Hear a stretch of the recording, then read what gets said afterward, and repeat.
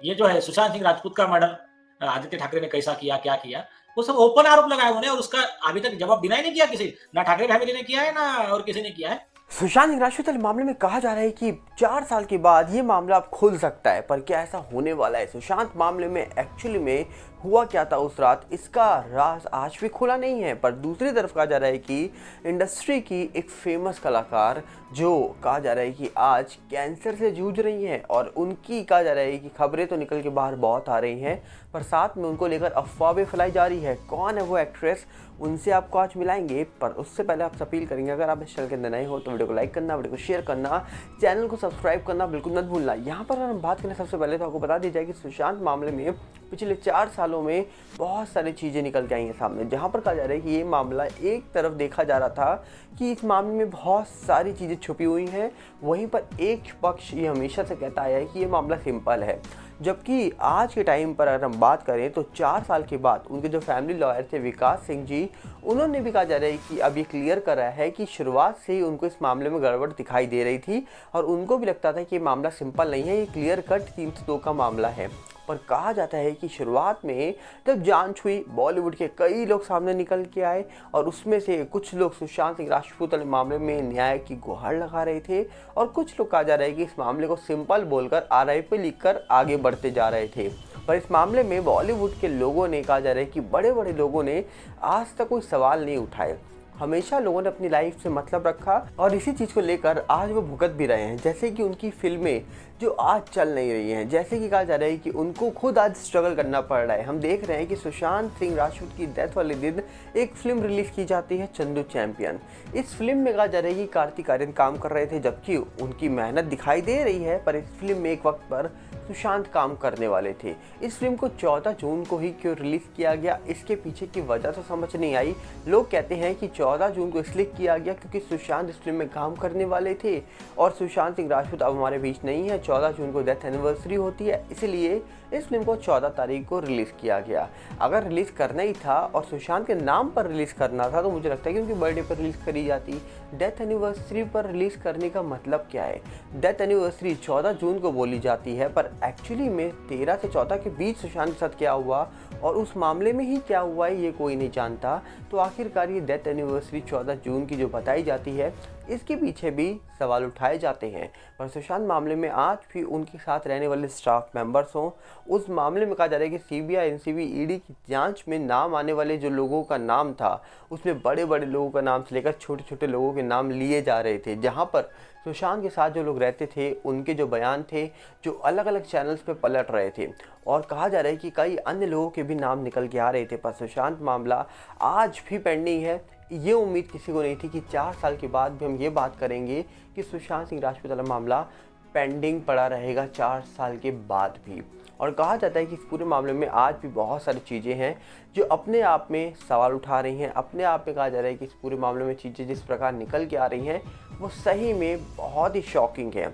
अब देखने वाला विषय यहाँ पर यही होगा कि आखिरकार क्या इस पूरे मामले के अंदर जो चीज़ें छुपी हुई थी, जिस चीज़ों को लेकर बातें हो रही थी 4 साल से, क्या इस मामले में उन चीज़ों को लेकर सवाल जो उठाए जा रहे थे वो सब सवाल ख़त्म होने के दिन आ गए हैं? क्या इस मामले का अंत होने वाला है? क्या इस मामले का सच सामने निकल के आने वाला है? क्या इस मामले में जो सवाल पूछे जा रहे थे उन सवालों के जवाब मिल गए हैं?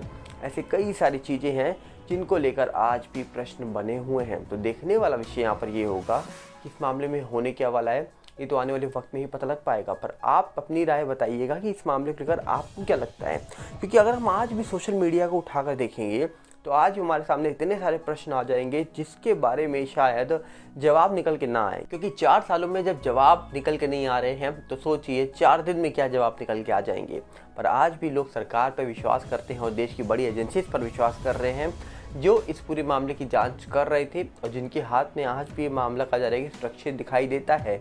और जब फाइनल कंक्लूजन निकल के आएगा इस पूरे मामले का, तब पता लग जाएगा कि आखिरकार इस पूरे मामले में चल क्या रहा है। और दूसरी तरफ अगर हम आगे बढ़ें तो आपको बता दिया जाए कि बॉलीवुड इंडस्ट्री से हमेशा कई सारी चीज़ें निकल के आती हैं। एक चीज़ बहुत ही कॉमन दिखाई देती है बॉलीवुड इंडस्ट्री में कि अक्सर हम सुनते हैं कि लोगों को कैंसर हो जाता है। लोगों ने कैंसर से कहा जा रहा है कि अलविदा कह दिया है दुनिया को, बहुत सारे लोगों का नाम है उस लिस्ट में। पर अभी हाल ही में कहा जा रहा है कि हिना खान को लेकर कुछ अफवाहें फैलाई जा रही थी और अब हिना खान ने ही चुप्पी तोड़ दी है। हिना खान कहा जा रहा है कि कैंसर की 3rd स्टेज पर है, ये बात कंफर्म उन्होंने कर दी है। ब्रेस्ट कैंसर हुआ है उनको, ये भी बात उन्होंने कंफर्म कर दी है। पर हिना खान को लेकर कहा जा रहा है कि एक अफवाह फैलाई जा रही है कि हिना खान 3rd स्टेज पर है, कुछ दिन बचे हैं, बहुत जल्दी वो चली जाएंगी, ऐसी अफवाहें भी फैलाई जा रही हैं उनको लेकर।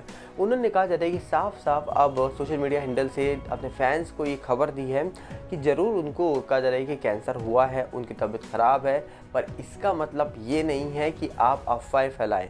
मैं इस जंग से लड़ाई कर रही हूँ, फाइट कर रही हूँ, मैं जल्दी ही कम बैक करूँगी, ऐसी भी बातें उन्होंने कही हैं। पर कहा जा रहा है कि हिना खान की तबीयत अभी कहा जा रहा है कि कैसी है कैसी नहीं, वो उन्होंने प्राइवेसी के लिए रखी है। उन्होंने साफ बोला है कि मेरी लाइफ में कुछ प्राइवेसी होनी चाहिए, इसलिए प्राइवेसी को मेंटेन करिए, बाकी मैं फाइट कर रही हूँ, इस लड़ाई से लड़ रही हूँ। कैंसर मुझे ज़रूर हुआ है, मैं 3rd स्टेज पर हूँ, पर मैं लड़ाई करना नहीं छोड़ूंगी। इलाज शुरू हो चुका है हिना खान का। पर हिना खान के फैंस कहा जा रहा है कि इस बात को जानने के बाद तो खुश है कि वो फाइट कर रही हैं, पर एक तरफ कहा जा रहा है कि हिना खान को लेकर अफवाहें भी फैलाई जा रही हैं। और ये पहली बार नहीं हुआ कि इंडस्ट्री में किसी को पहली बार कैंसर हो। हम देखते हैं अक्सर इंडस्ट्री में बहुत सारे लोगों को कैंसर होता है, बहुत सारे लोगों ने फाइट भी करी है। एक नाम मुझे अभी भी याद है, युवराज सिंह, जिनको कैंसर हुआ था, जिन्होंने फाइट करी थी और कमबैक किया था।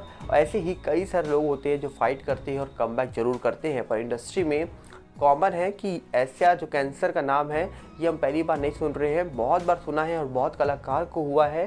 पर हिना खान जल्दी ही कहा जा रहा है कि सही हो जाएंगी, ऐसी ही उम्मीद हमको भी है और उनके फैंस को भी है। तो आप क्या कहना चाहेंगे इस पूरे मामले को लेकर? अपनी राय कमेंट में रखिएगा। हम चाहेंगे कि आप बताइए सुशांत और हिना खान वाले मामले को लेकर आपकी राय क्या है। कमेंट बॉक्स हमने आपके लिए खोला हुआ है। मिलेंगे बहुत जल्दी। साथ में आपसे अपील करेंगे, अगर आप इस चैनल के अंदर नए हो तो वीडियो को लाइक करना, वीडियो को शेयर करना, चैनल को सब्सक्राइब करना बिल्कुल मत भूलना। और साथ में हमारे नए चैनल सागर भल्ला 18 के साथ जुड़िएगा, जो यूट्यूब का, इंस्टाग्राम का सेम सागर भल्ला 18 है, फेसबुक का सागर भल्ला, इन सब की लिंक आपको हम डिस्क्रिप्शन में दे रहे हैं। और इसी के साथ आपको हम अपना टेलीग्राम का भी चैनल का लिंक दे रहे हैं, उसका भी लिंक आपको डिस्क्रिप्शन में ही मिलेगा। वो इसलिए कई बार नोटिफिकेशन आपको यूट्यूब में नहीं मिलता है, तो उम्मीद है कि आपको अगर यहाँ नोटिफिकेशन नहीं मिले तो आप हमको कहा जा रहा है कि टेलीग्राम पे भी ज्वाइन कर सकते हैं। वहाँ पर आपको लिंक मिल जाएगा यूट्यूब की वीडियो अपलोड होते ही, और वहाँ से आप वीडियो देख सकते हैं। बिल्कुल फ्री है, वहाँ कोई चार्जेबल नहीं है। आप टेंशन मत लीजिएगा कि आपको ये लग रहा हो कि वहाँ चार्जेबल है।